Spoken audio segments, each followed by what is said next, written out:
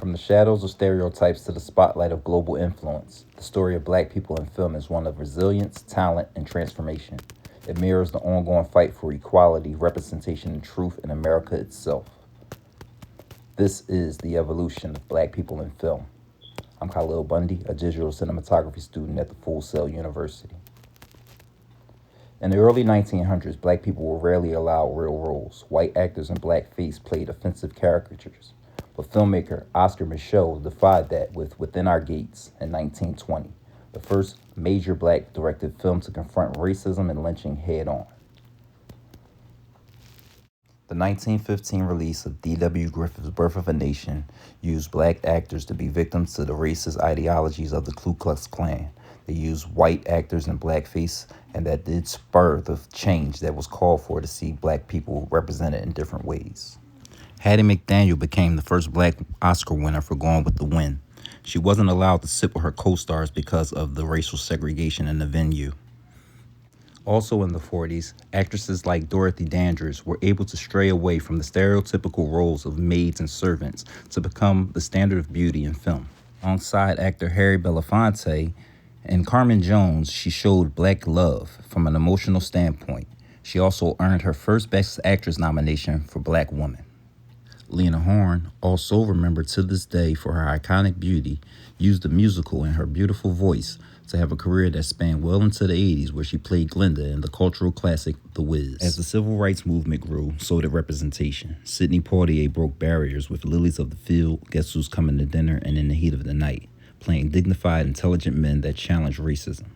Then came the 1970s blaxploitation era. Bold films like Shaft and Superfly celebrated black power and style, paving the way for new filmmakers to tell their own stories.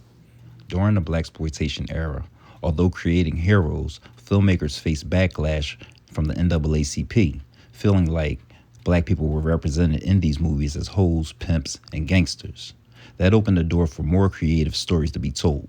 Black cinema would see a shift into comedies, and no one dominated the era more than Eddie Murphy, with films like 48 Hours, The Golden Child, and the all-black casted Boomerang.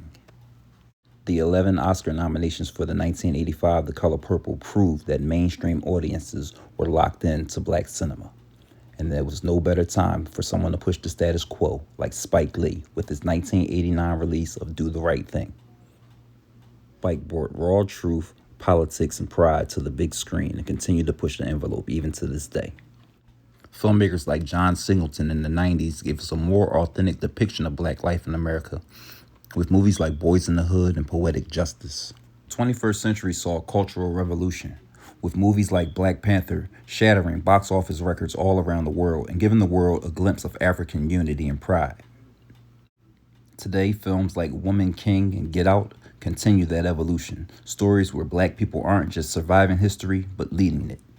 From Oscar Micheaux's independent reels of the 1920s to Marvel's Wakanda, the evolution of black people in film is more than entertainment. It's a story of reclaiming identity, rewriting history, and redefining what is possible on screen. Black cinema now boasts so many award-winning actors and actresses, from Will Smith to Denzel Washington to Halle Berry to Regina King to Viola Davis to Angela Bassett. The list goes on and on. From Blackface to Black Panther. Evolution of black people in cinema.